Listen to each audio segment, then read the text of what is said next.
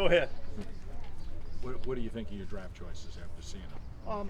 Yeah, look, I mean, obviously it's really early in the process, and we had probably half of them that participated and half of them that weren't able to participate due to injury, which I don't expect any of those to be anything that's going to keep anybody out long term. But I thought overall I was pleased with what I saw.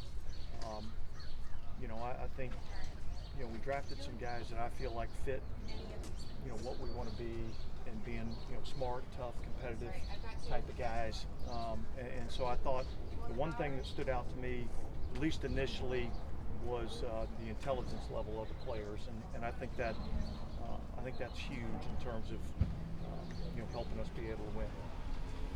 You've been around, you've been around Kubiak before, but now that you've gotten kind of a close-up view, is that kind of solidified why you did what you did? Yeah, look, I think what we've done offensively and the way that the staff has gelled together, I think has been really good. I think the feedback I've gotten from some of the players has been outstanding in terms of just the organization, the attention to detail, all the work ethic that's really gone into getting everything ready for the installations. And yet, look, it really comes down to how our players can soak up the information and how they can take that information and go ahead and utilize it out on the football field. Anything jump out with the schedule that was just released? Your schedule, 2024? No, look, I mean, I see all these things about the schedule and strength of schedule and all these things, and it's like, we're talking about minor percentage points, and nobody really knows who anybody is until we start playing games this year. So I don't really take a lot, out of it. I mean, there's a couple of cold weather games, at the end of the season that I think stand out. I think it's week 5 is the first time that we play, on a grass field, and again, I think we're playing, a pretty good number of, indoor games. So, but yeah, I think, look, the start of the season is going to be, big for us. I mean, it's a tough stretch to start the season out. If you did I know you've done a deep dive on last year, but you were so close in a lot of those games and couldn't get over the hump. Was there anything that, when you looked at all of that you identified that, hey, we got to do this better? Yeah, no, I don't think there was one particular thing that stood out that said, okay, this is what we have to do better. Other than, look, I think we've got to be able to make plays and clutch moments in the game, and so I think our ability to play in the fourth quarter and our ability to finish in the fourth quarter is going to be critical. What do you like about Lucas Patrick bringing to the book? Well, look,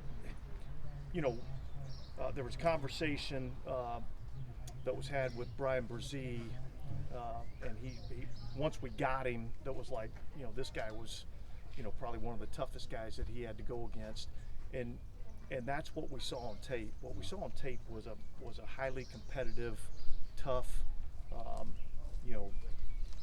going to fight you all the way through the whistle type of player, and so that's what really, kind of got us interested in him. He's smart, which I think is important, particularly at that position.